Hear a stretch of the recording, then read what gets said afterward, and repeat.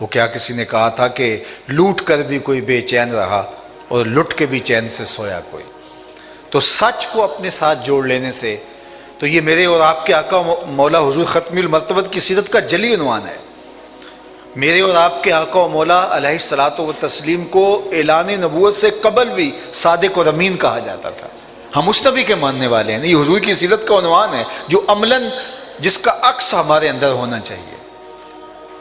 تو صادق اور امین ابھی اعلان بھی نہیں کیا، اور آقا کریم جب کوہ صفا پہ کہا کہ لوگوں میں کہوں پہاڑ کی دوسری جانب ایک لشکر آ رہا ہے جو تمہیں طاقت و تاراج کر کے رکھ دے گا، میری بات مان لو گے؟ تو انہوں نے بیک زبان کہا کہ اگر نہ بھی نظر آیا تو کہیں گے ہم اندھے ہیں، آپ سچے ہو، آپ کی صداقت پہ ہمیں اتنا یقین ہے۔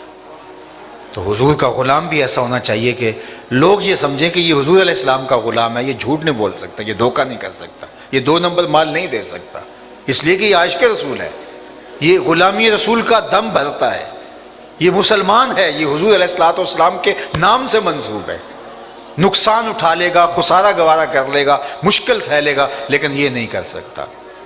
لیکن ہم کھڑے کہاں ہیں؟ تو ہمیں دیکھنا چاہیے کہ آج ہمارا وجود ہمارے لیے ہی شرمندگی کا باعث ہے۔ آقا کریم علیہ الصلوۃ والسلام کی سیرت کا صرف ایک عنوان آپ کے سامنے، جو برجستہ عنوان ام المومنین حضرت سیدہ خدیجۃ الکبریٰ رضی اللہ تعالی عنہا نے حضور کے لیے بیان فرمایا۔ جب پہلی وحی کا نزول ہوا تو قرآن تو اگر پہاڑوں پہ بھی نازل ہو تو فرمایا کہ وہ بھی ریزہ ریزہ ہو جائیں۔ یہ تو حضور کا سینہ تھا، حضور کا قلب اطہر تھا جو سہار گیا۔ تو حضور تشریف لائے تو سردی محسوس ہو رہی تھی، تو کہا زملونی، مجھے چادر دے دو، تو انہوں نے حضور کے کندھوں پہ چادر اڑا دی۔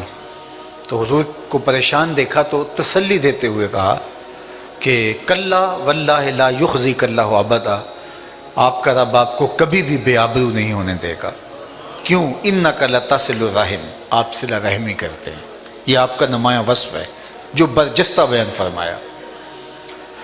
ابھی اعلان نبوت حضور نے نہیں کیا، حضور کے اوصاف حمیدہ جو ام المومنین بیان کر رہی ہیں، چونکہ گھر میں سب سے قریب شخص جو ہوتا ہے، جو کسی شخص کے کردار کو، کسی کی سیرت کو نمایاں بیان کر سکتا ہے اور اس کے سامنے کوئی شخص کھل کے ہوتا ہے، وہ بیوی ہی ہوتی ہے۔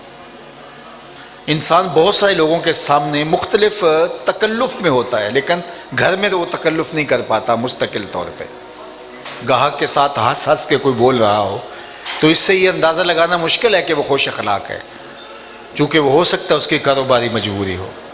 یہ آج کل یہ تصویریں کھینچنے کے لیے تو وہ کہتے ہیں تھوڑا سا مسکرائیے، تو وہ بھی مسکرانا پڑتا ہے۔ تو اب اس کا یہ مطلب تھوڑا ہے کہ یہ بندہ بہت زیادہ خوش مزاج ہے کہ اب آپ کو دیکھو کہ یہ مسکرا رہا ہے، جس تصویر میں دیکھو مسکرا رہا ہے، یہ تو تصویر کھنچوانے کی مجبوری ہو سکتی ہے۔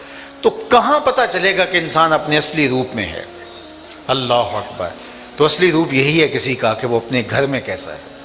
تو ام المومنین حضور کا برجستہ کردار بیان کر رہی ہیں کہ انک لتصل الرحم، آپ رشتہ داروں کے ساتھ سلوک اچھا کرتے ہیں۔ دوسرا کردار حضور کا بیان کیا وتصدق الحدیث، آپ ہمیشہ سچ بولتے ہیں، زندگی میں کبھی جھوٹ نہیں ہے۔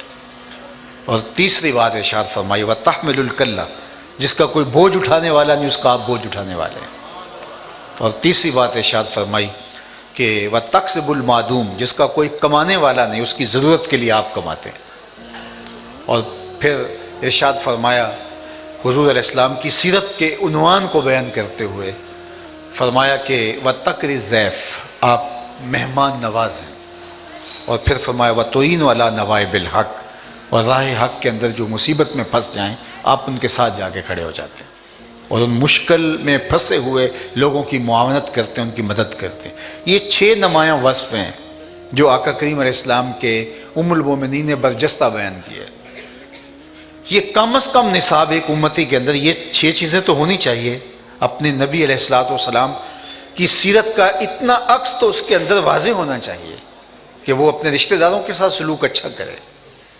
ہم کہتے ہیں کوئی 1 قدم پیچھے ہٹے گا، ہم 10 قدم پیچھے ہٹیں گے، یہ پھر کیا کمال ہوا؟ تم تو اس سے 9 گنا آگے بڑھ گئے نا۔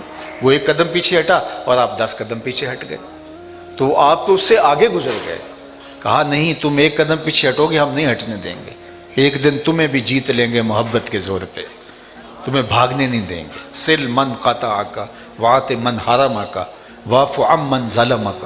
حضرت عقبہ بن ابی، حضرت عقبہ بن عامر رضی اللہ تعالیٰ عنہ فرماتے ہیں کہ حضور نے مجھے جو نصیحتیں کی تھیں ان میں سے 3 نصیحتیں یہ تھی کہ جو تجھ سے تعلق توڑے تو اس سے تعلق جوڑ، جو تجھے محروم رکھے تو اس کی جھولیاں بھر دے، اور جو تیرے پہ زیادتی کرے تو اسے معاف کر دے۔ اللہ اکبر۔ تو صلہ رحمی کا درس دیا، فرمایا جو یہ چاہے کہ اس کی عمر میں برکت ہو اور رزق میں اضافہ ہو وہ رشتہ داروں کے ساتھ سلوک اچھا کرے۔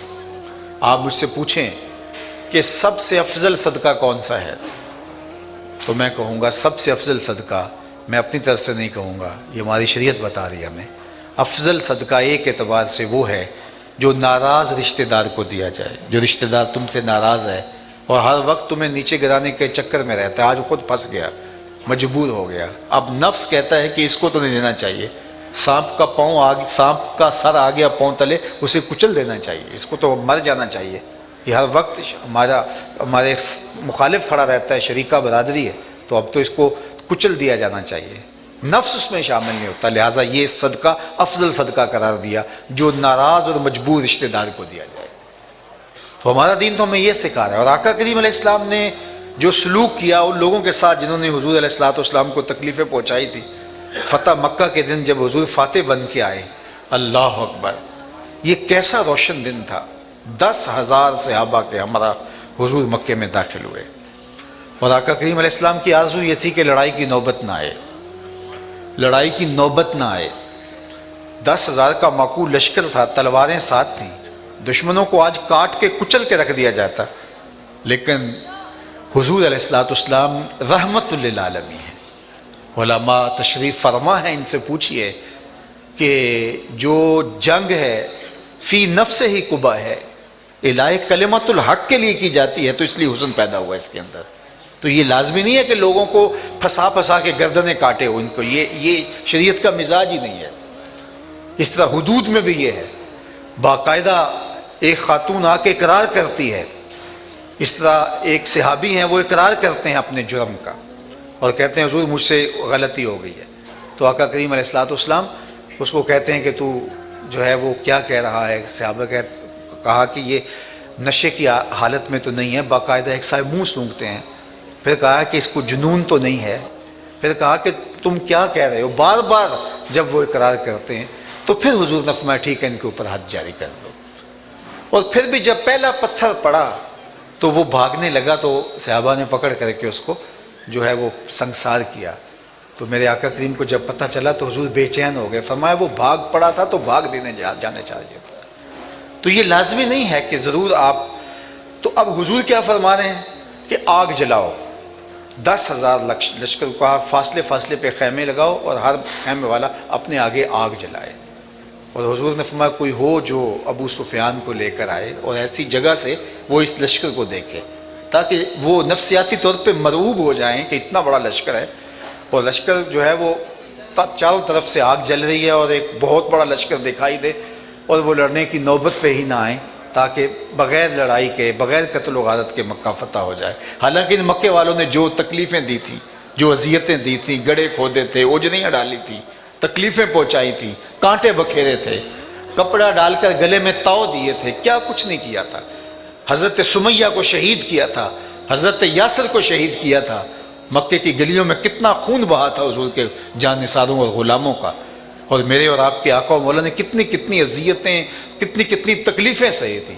آج 10,000 کا لشکر لے کے کاٹ دیتے ان کو، لیکن فرمایا آگ جلاؤ، آگ جلائی گئی، اور حضرت عباس رضی اللہ تعالیٰ عنہ آئے اور ابو سفیان کو ایک ایسی جگہ پہ کھڑا کیا، یہ ابھی ایمان نہیں لائے تھے، کہ جہاں سے جو ہے وہ سارا لشکر دکھائی دے رہا تھا، تو کہا یہ کون لوگ ہیں، تو کہا کہ یہ حضور علیہ السلام کا لشکر ہے، تو برجستہ اس کی زبان سے نکلا کہ اے عباس تیرے بھتیجے کی بادشاہت قائم ہو گئی، کہا بھولے نہ بنو، یہ بادشاہت نہیں، یہ نبوت ہے، یہ نبوت کی شان ہے۔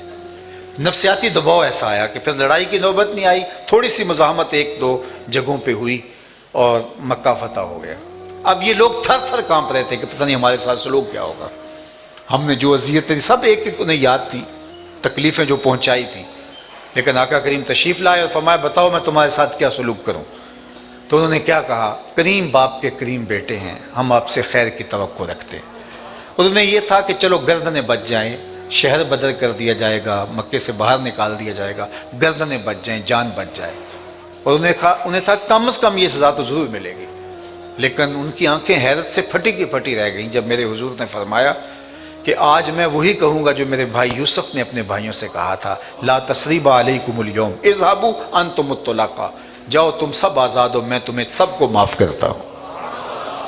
عثمان بن طلحہ سے حضور نے کعبۃ اللہ کی چابی طلب کی تھی کہ میں کعبۃ اللہ کے اندر جانا چاہتا ہوں، اس نے انکار کر دیا تھا. آج حضور نے فرمایا عثمان بن طلحہ کی در حاضر ہوا تو کعبۃ اللہ کا دروازہ کھلا، حضور تشریف لے گئے. واپس آئے تو سب کو آرزو تھی کہ شاید یہ بھاگ ہمارے جاگ جائیں کہ اب چابی ہمارے ہاتھ میں دے دی جائے، عثمان بن طلحہ کو تو نہیں ملے گی، اور سب منتظر تھے. لیکن میرے حضور نے فرمایا این عثمان بن طلحہ، عثمان بن طلحہ کہاں ہے؟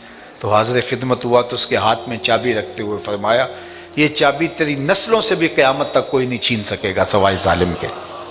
آج بھی یہ شیبی خاندان ہے، یہ حضرت عثمان بن طلحہ کی اولاد سے ہے، اور اسی کے ہاتھ میں چابی دے دی. اور جب اس نے حضور کی شفقتوں کا برستا ہوا یہ می دیکھا تو کہا حضور ہاتھ بڑھائیے، میں آپ کا غلام بننا چاہتا ہوں، تیری تک کے ادامہ میں مرید ہو گئی. یہ تھا صلہ رحمی کا رنگ. لوگوں کو پیار سے نیڑے کیا جاتا ہے، دھکے نہیں دیے جاتے. دوسری بات جو ارشاد فرمائی میرے اور آپ کے آقا و مولا کے بارے میں ام المومنین نے، وہ وہی بات جس پر گفتگو ہو چکی، وَتَصْدُقُ الْحَدِيث، آپ ہمیشہ سچ بولتے ہیں، زندگی سچ کے ساتھ جڑی ہوئی ہے آپ کی. اور تیسری بات کہی وَتَحْمِلُ الْكَلَّ، جس کا کوئی بوجھ اٹھانے والا نہیں اس کا بوجھ آپ اٹھاتے ہیں. کمزوروں، لاچاروں، اراملہ، مساکین، یتامہ، جن کا کوئی بوجھ اٹھانے والا نہیں ہے ان کا بوجھ آپ اٹھاتے ہیں، دکھی لاچاروں کے کام آتے ہیں. اللہ اکبر، یہ حضور کی سیرت کا عنوان ہے. اپنے لیے جینا یہ کون سا کمال ہے؟ اوروں کے لیے جینا کمال ہے. آپ نے دیکھا ہوگا کہ بادل برستا ہے تو اس کا فائدہ جو ہے وہ بادلوں کو تو نہیں ہوتا، اس کا فائدہ تو زمین کو ہوتا ہے. زمین سے سبزہ اگتا ہے تو زمین کو فائدہ تو نہیں ہوتا، وہ تو جانوروں کو ہوتا ہے. جانور چارہ کھاتے ہیں تو خود فائدہ تو نہیں ہوتا، وہ دودھ تو اوروں کے لیے دان کرتے ہیں. کبھی آپ نے درخت کو نہیں دیکھا ہوگا کہ اپنی چھاؤں میں بیٹھا ہو، وہ تو خود جلستا ہے دھوپ کے اندر، اوروں کو چھاؤں فراہم کرتا ہے. درختوں پر لگنے والا پھل جو ہے وہ اوروں کے کام و دھن کی تسکین کا سامان کرتا ہے. اوروں کے لیے جینا کمال ہے، اوروں کے لیے زندگی گزارنا کمال ہے. اوروں کے لیے آپ کا دامن وسیع ہو جائے، لوگوں کو اپنے دامن رحمت کے حصار میں لے لیں، لوگوں کے لیے نرم دل بن جائے، لوگوں کی ضرورتوں کی تکمیل کریں. اللہ اکبر، یہ حضور علیہ السلام کی سیرت ہے. کتنا ستھرا معاشرہ تشکیل پا جائے اگر ہم سیرت کے صرف ان 6 عنوان پہ آ جائیں. وَتَحْمِلُ الْكَلَّ وَتَقْسِبُ الْمَعْدُومِ، جس کا کوئی کمانے والا نہیں ہے اس کی ضرورت آپ پوری کرتے ہیں، اس کے لیے آپ کمائی کر کے اس کی ضرورت کی تکمیل کرتے ہیں. ہم سمجھتے ہیں کہ جناب اگر ہمارا ہمسایہ غریب ہے تو ہماری ذمہ داری تھوڑی ہے، اگر اس کے بچے زیادہ ہیں وہ کثیر العیال ہے تو ہماری ذمہ داری تھوڑی ہے. ہم اپنی تجوریاں بھرتے چلے جاتے ہیں، ہمیں خیال ہی نہیں ہوتا کہ یہ بھی تو ہماری ہمسائیگی میں ہے، ہماری ذمہ داری ہے. یہ تو پھر کفار والی بات ہوئی. کفار مکہ نے کہا تھا کہ جن کو اللہ نے غریب بنایا ہے ہم ان کو کیسے امیر کر سکتے ہیں، جب اللہ نے نہیں دیا تو ہم کیوں دیں ان کو. یہ آزمائش ہے تمہیں دولت دے کے آزمایا گیا، اور ان کی آزمائش ہے انہیں غربت دے کے آزمایا گیا. میں کہتا ہوں اسلامی معاشرت کے اندر جب ہم ایک دوسرے کا درد بانٹنے کی جو تلقین کی گئی ہے، مجھے بتائیے ایک گلی کے اندر 10 گھر ہیں، اگر 10 گھر ایک گلی کے اندر ہیں تو اس میں سے 2 گھر ہوں گے جو غریب ہوں گے، باقی 8 گھر جو ہیں وہ آسودہ ہوتے ہیں.